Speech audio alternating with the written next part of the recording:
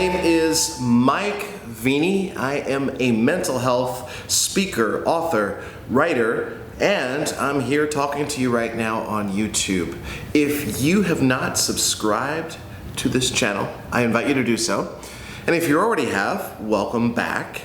Today, I'm going to be talking with you about minority mental health. And when I think of that term right there, it almost makes it seem like minority mental health is something different than that of the majority. And I've had many people actually say to me, mental health challenges are mental health challenges. What's so special about being a minority? And this is where I wanted to talk with you right now, because 2020 has been a very unique year. Very unique year. And when it comes to minority mental health, there's a lot of complexities happening already on top of the complexities that mental health brings. One of them being racism.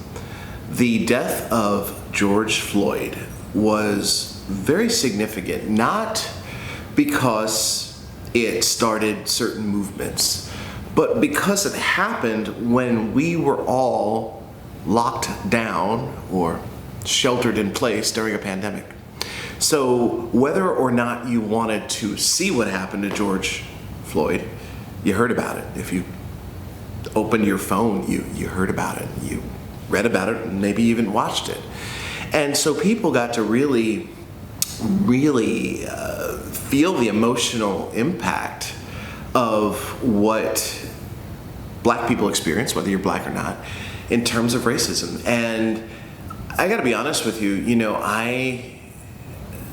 I'm doing okay with my mental health, but when it comes to racism, sometimes I struggle for myself when I'm just simply driving my car. I stay within the speed limit, but a lot of times when I'm driving and I pass a police officer, I get nervous. I start making plans in my head for if I get pulled over. I'm distracted with this other anxiety sometimes. Not always, but sometimes. And it doesn't mean that things don't happen to other people besides black people and Latino people. But the reality is there are some statistics out there that show that there's been a disproportionate amount of negative things that have happened in certain areas of life.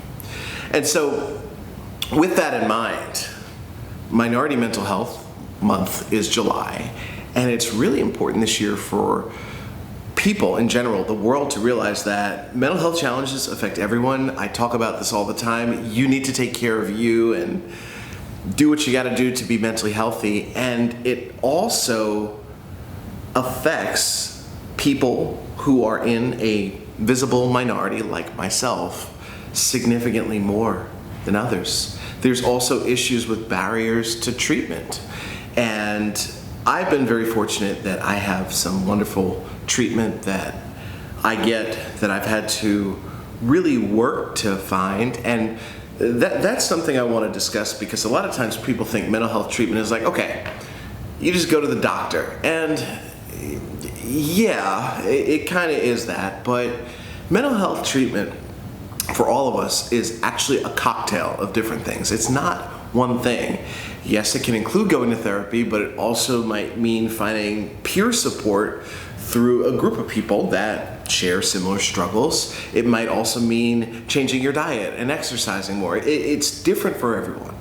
And so it's really important to get started. And when it comes to minority mental health, we just have a very difficult path to take, because a lot of times, let's just say I go to a white mental health professional, they might not get me.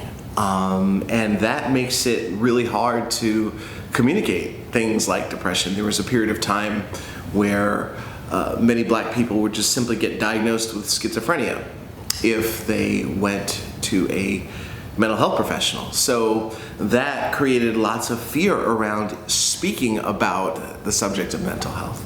But I want to say this as a person who is black, who struggles with mental health challenges. It's really important to get help. It's really important to get help. It's really important to be loud about it. Open your mouth about it. I am sitting here talking to you about it, and yes, this is my work, okay? This is my work here. Separate from that, though, I'm a person who has to live in the world. People judge me all the time. People have to interact with me, and like you, I want the best life for myself possible.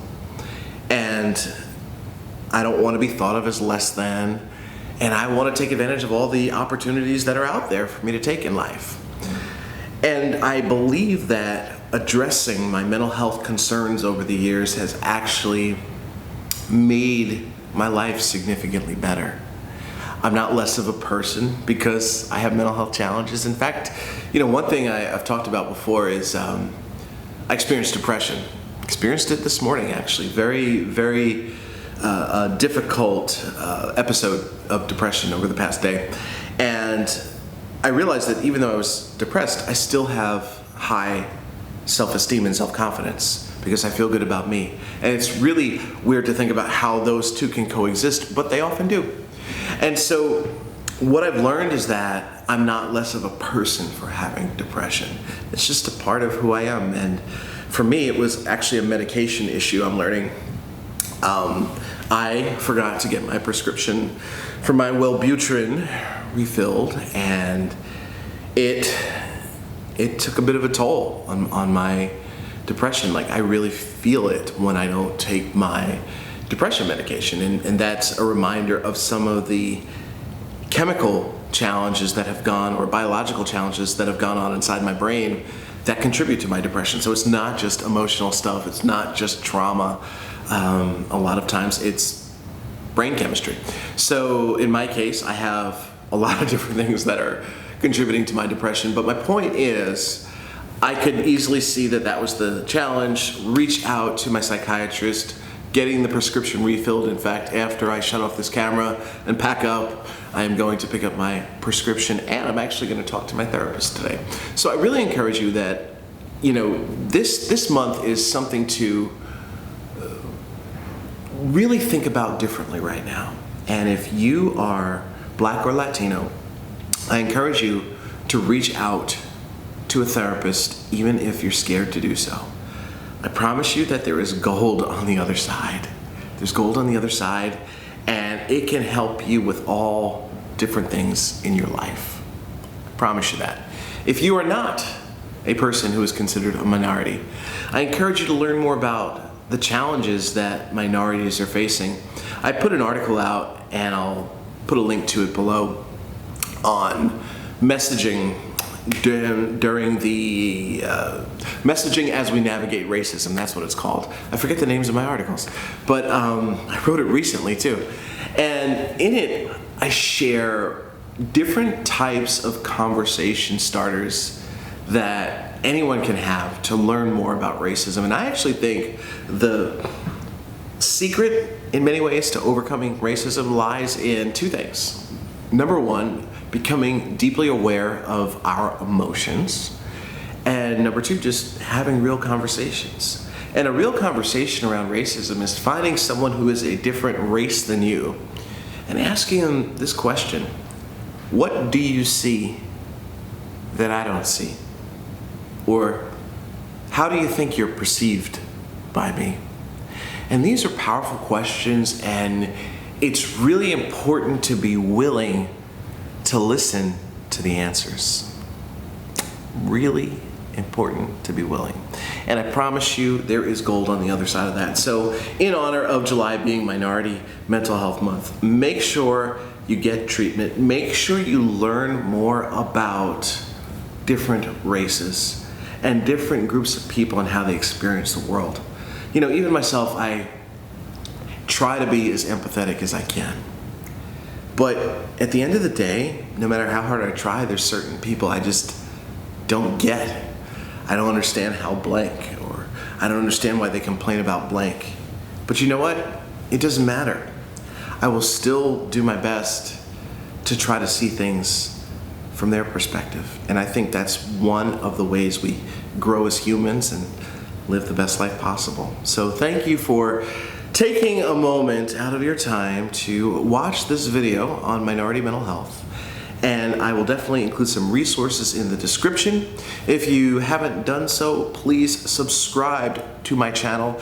And if you like this video, please share it with your friend or friends who might appreciate it. And thank you so much. Have a wonderful day, and I'll be back soon.